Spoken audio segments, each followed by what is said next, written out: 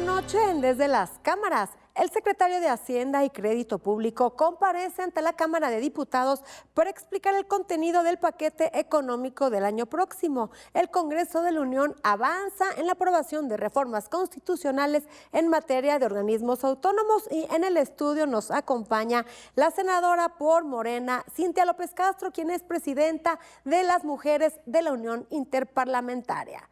Desde las Cámaras, comenzamos. Con la discusión del dictamen que plantea la extinción de diversos organismos autónomos, el Congreso de la Unión avanza en el compromiso de alcanzar una simplificación administrativa orgánica. El grupo mayoritario en ambas cámaras ha expresado que con ello se busca crear un modelo que garantice la libre competencia en las diversas actividades económicas y sea acorde a los compromisos internacionales en materia comercial que México ha asumido. Al mismo tiempo que avanzan estas reformas constitucionales, el Poder Legislativo entró de lleno al análisis y eventual discusión del paquete económico para el año próximo. Y es que esta semana el secretario de Hacienda acudió a San Lázaro para explicar el estado que guarda la administración pública, los criterios de política económica, la ley de ingresos y la miscelánea fiscal, así como el presupuesto de egresos para el próximo año. Se espera que la totalidad del paquete económico sea aprobado por ambas cámaras a más tardar el 13 de diciembre próximo. Desde esta tribuna mantendremos bajo la lupa todo este proceso legislativo. El Poder Legislativo avanza en la aprobación de reformas constitucionales en materia de organismos autónomos y la discusión del presupuesto de egresos para el año próximo. Nuestra compañera Claudia Ivette García nos tiene los detalles. Con 347 votos, Morena y sus aliados en la Cámara de Diputados aprobaron en lo general el dictamen que elimina 7 órganos autónomos.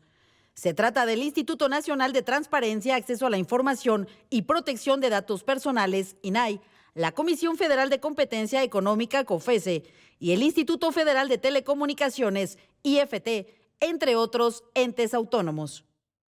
Este cambio se ha planteado no solo de observar la duplicidad de funciones que esto ha implicado, sino la necesidad de mejorar su eficiencia, simplificar trámites, perfilar alternativas menos onerosas y más eficaces para cumplir con sus funciones, ya que estas, como se ha dicho, no van a desaparecer, se conservan y se fortalecen. Es importante mantener instituciones que se encarguen de responsabilidades como el acceso a la información pública, la transparencia, rendición de cuentas, protección de datos personales, así como la evaluación de las políticas sociales y educativas, la regulación energética o de la competencia económica o de telecomunicaciones. Las voces de oposición afirmaron: esta reforma va a borrar del mapa a los órganos autónomos que garantizan los derechos de todas y todos los mexicanos. Van a borrar la transparencia y la rendición de cuentas. Sí, esos elementos que permiten a los ciudadanos de a pie controlar los abusos del poder. Vienen aquí a intentar justificar que los organismos constitucionales autónomos son un gasto para el país.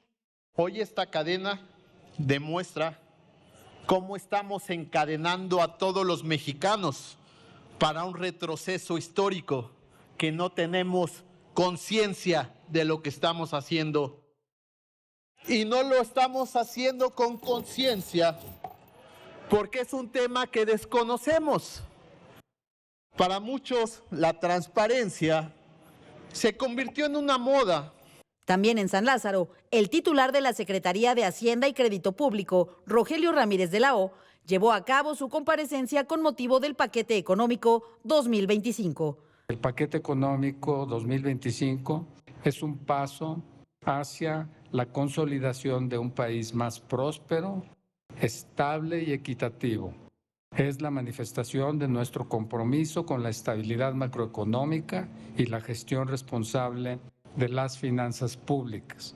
Nuestro modelo de desarrollo exige finanzas sanas y este paquete es una pieza clave para cumplir con la visión de la presidenta doctora Claudia Sheinbaum de mantener la deuda en niveles manejables y garantizar un entorno propicio para el crecimiento y la inversión.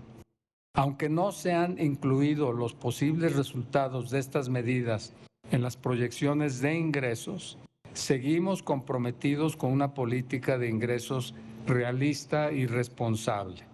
El déficit, en su definición amplia para 2025, es de 3.9% del Producto Interno Bruto, alineado con un nivel de deuda pública de 51.4% del producto. Desde las cámaras, Claudia Ivette García. El secretario de Hacienda, Rogelio Ramírez de la O, compareció ante la Cámara de Diputados para desmenuzar los objetivos del paquete económico para el año próximo. Nuestra especialista en temas económicos y financieros, Alicia Salgado, nos tiene los detalles. Adriana, ¿cómo estás? Qué gusto de saludarte de nuevo. El secretario de Hacienda y Crédito Público compareció al Pleno de la Cámara de Diputados este miércoles. Lo hizo en paso veloz porque fueron 4 horas de participación, una de las más cortas en la historia pues de los últimos 30 años, te podría decir. Claro, aprobada por el mecanismo de participación que tenía o que coordinó Dolores Padierna como presidente de la Cámara y también como parte de la coordinación de Morena, el PT y el Partido Verde Ecologista, que tienen mayoría para lograr inclusive los acuerdos de participación, los tiempos de participación, etcétera. El cuestionamiento más importante al programa económico que presentó el secretario el viernes pasado se dio sobre la carátula del presupuesto, más que sobre los contenidos de gasto. En algunos casos se cuestionó el gasto de inversión en educación, sobre todo de universidades, los recortes a las universidades, también alguna parte de los recortes en materia de salud se cuestionan bastante. Se dijo que la consolidación fiscal del 2% del PIB propuesta para el año que entra se sustentaría en una reducción del 40% del gasto de inversión pública y en un 60% en el recorte del gasto operativo del gobierno. Evidentemente, esta explicación que da el secretario fue también muy cuestionada. Donde se centró, digamos, el cuestionamiento político fue en torno a la coordinación fiscal entre estados y municipios con la federación. Llevando la voz cantante, los representantes de Morena se sumaron a la fuerte cuestionamiento que ha realizado los gobernadores tanto de Jalisco como de Nuevo León a la asignación de participaciones federales, empezando por lo que han recibido y porque en el presupuesto no fueron considerados algunos de los proyectos de inversión en materia de infraestructura y logística que ellos habían estado presentando, comparado con otras entidades de Morena donde han tenido mayor participación. Recordemos que también la oposición ha reducido de manera importante su huella entre estados y municipios. Son 6 las entidades no gobernadas por ninguno de los partidos que hoy tienen el control mayoritario del Congreso.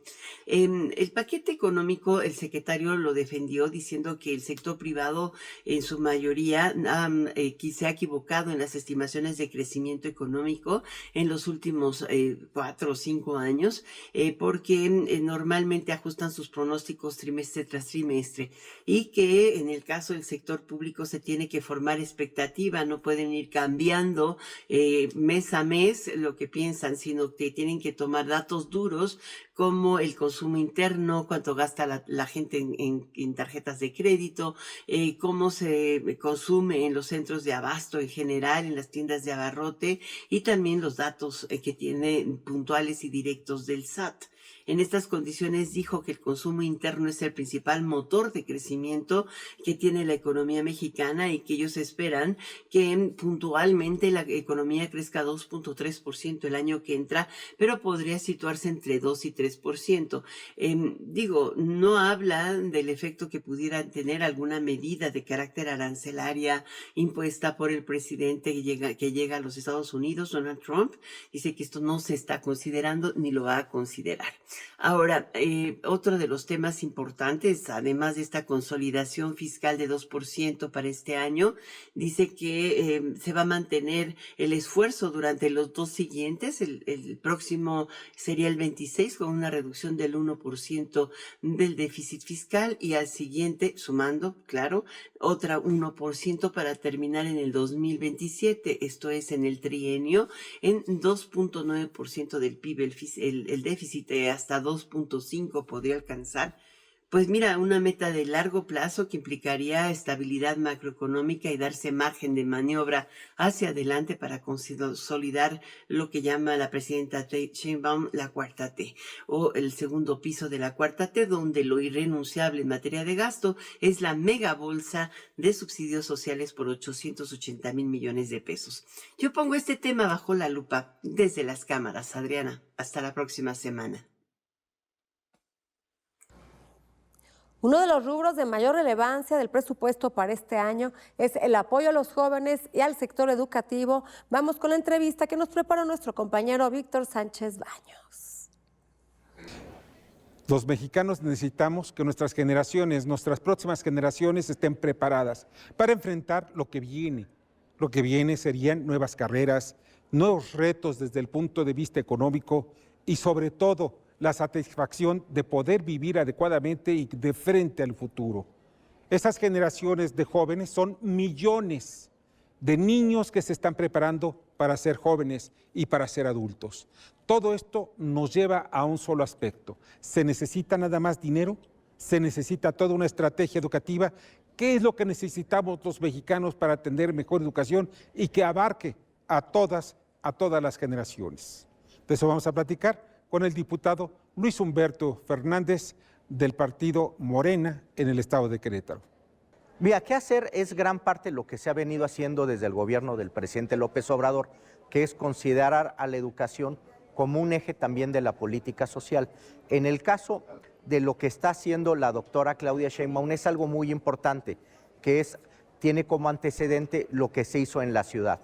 Esto que es no solo ver los aspectos técnico-pedagógicos, sino también ver todas las condiciones que están alrededor de las y los estudiantes. Esto es fundamental porque este es el motor sobre el cual se mueve la educación, sobre el eje de lo que es la escuela, pero también lo que es la familia, pero también el bienestar de las niñas y niños y en general de todas las y los estudiantes. Entonces hay una agenda muy clara, que es la creación de universidades, el apoyo a estudiantes, el reforzamiento de infraestructuras y con una estrategia pedagógica más adecuada a nuestros momentos. Es muy importante el volumen de los recursos, pero es más importante cómo se gasten estos recursos. Realmente, si ustedes ven, tenemos una nueva beca que ya se dio en la ciudad, ahora se está dando en todo el país para todas las niñas y niños. Esto es un volumen de recursos muy importante, pero esto sale no de tener más recursos, sino de administrar mejor los que ya se tienen, además de las construcciones de universidades y de pilares que se irán haciendo en todo el país. El tema no nada más es más recursos, es más eficiencia, más integridad, más honestidad, y eso nos permitirá hacer de mejor manera, más eficiente y más rápido toda esta infraestructura y todas estas acciones que se requieren para la educación en México. Estamos hablando de más de 15 millones de jóvenes que están en la edad de educación primaria y secundaria. También de más de 4 a 5 millones que se encuentran en preparatoria y otro tanto en las universidades. Necesitamos que todos estos jóvenes estén bien preparados. ¿Para qué? Para que puedan también convertirse en el motor económico de la sociedad. Como dijo el diputado Luis Humberto Fernández, es claro que en México toda la estructura se está preparando en este sexenio para tener las bases de un sistema educativo de primer nivel y sobre todo que abarque a todos nuestros niños, jóvenes y adultos en los niveles profesionales. Vamos a una pausa y a nuestro regreso platicaremos en el estudio con la senadora Cintia López Castro, quien es presidenta de Mujeres de la Unión Interparlamentaria. México hoy es la segunda legislatura con paridad en el Senado, en la Cámara de Diputados. Hoy tenemos una presidenta de la Corte Mujer y bueno, pues una primer presidenta de México en 200 años, que parece menor, pero en 200 años es la primera vez que tenemos una mujer que gobierne este país.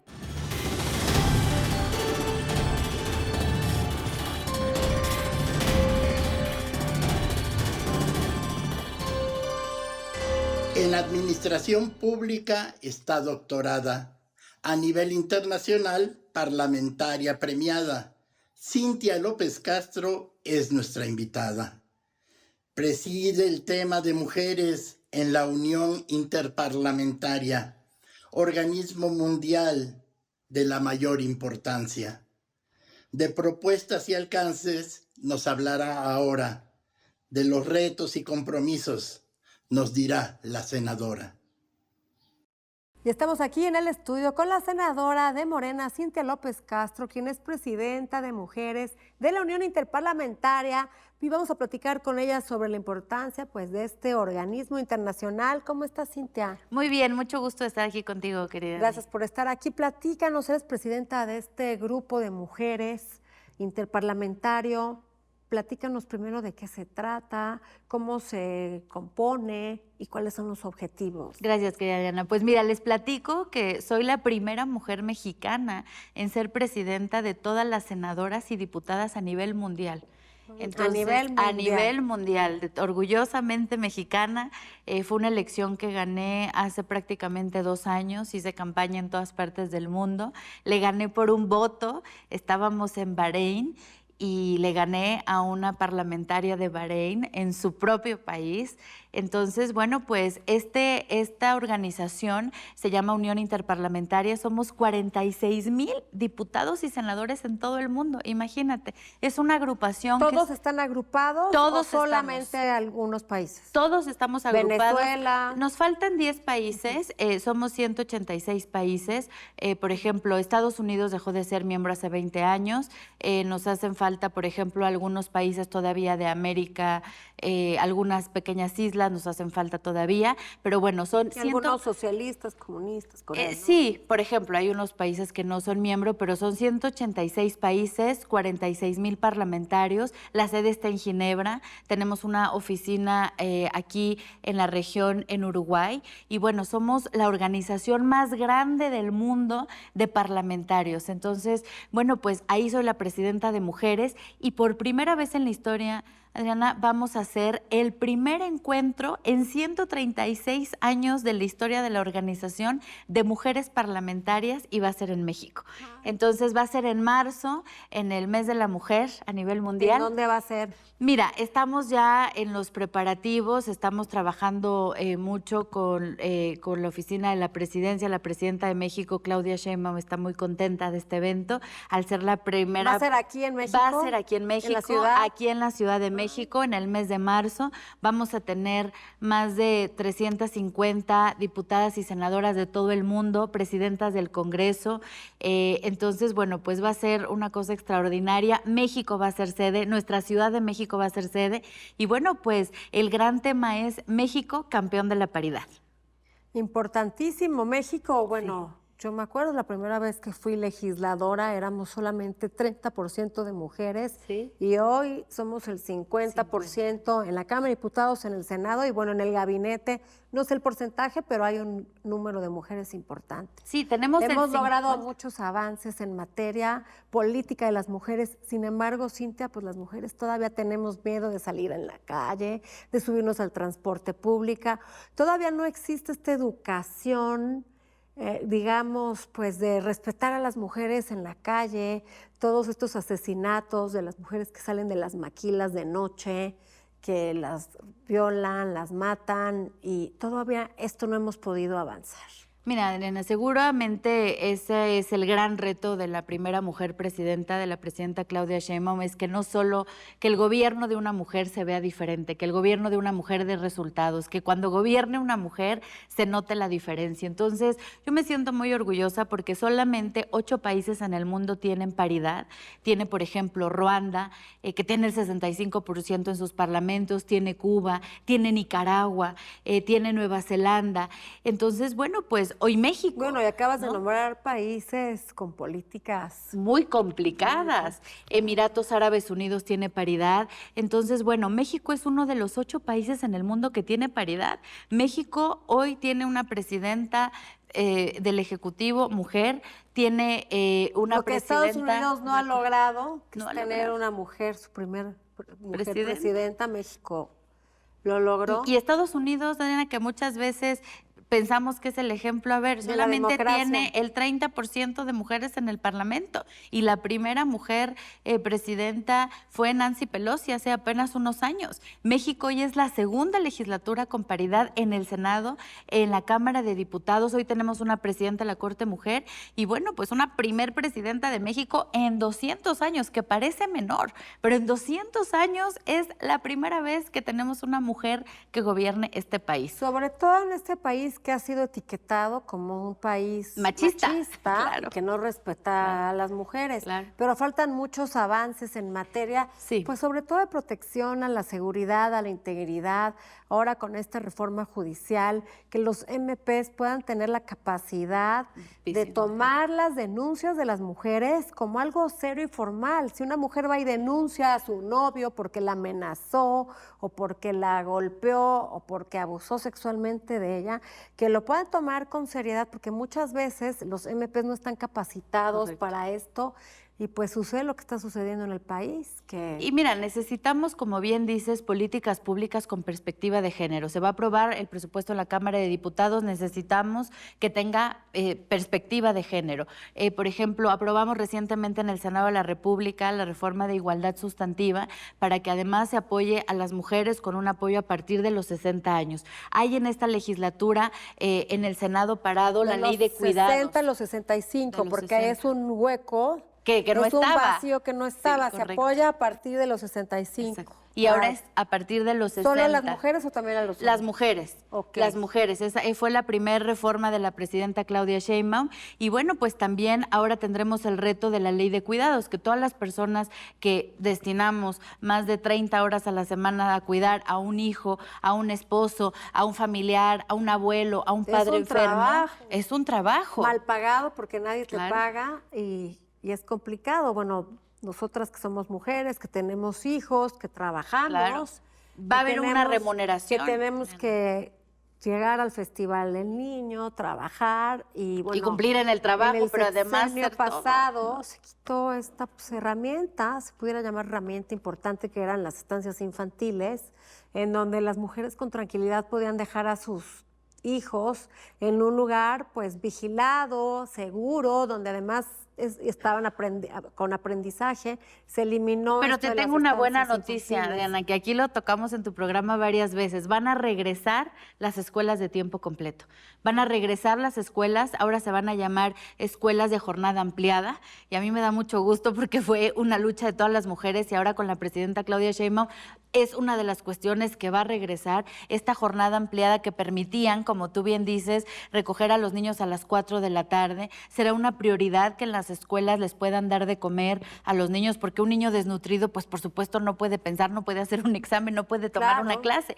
Por eso es importante, Adriana, que le demos oportunidad a este gobierno, un gobierno con visión de mujer. Llevamos 2 meses y bueno, pues que le demos el voto de confianza a la primer presidenta de México. Viene de estar en el G20, ¿no? En Brasil, hace más de 7 años que ningún mandatario mexicano estaba en estos foros. Fue la única mujer presidenta de la región que lo atendió y solo había 7 mujeres presidentas en un mundo de hombres. Son muy importantes, ya que, bueno, México es un país que pudiera ser potencia, tenemos una geopolítica muy importante, somos vecinos de Estados Unidos, tenemos mano de obra, tenemos comercio, tenemos todo para crecer.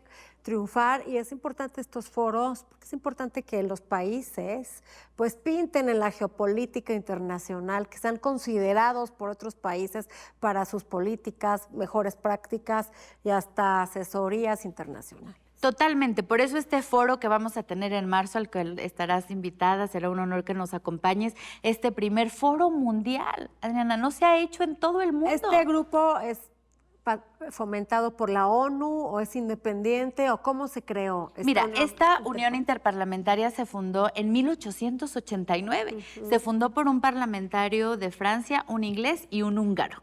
Entonces, acaba de cumplir 135 años esta Unión Interparlamentaria.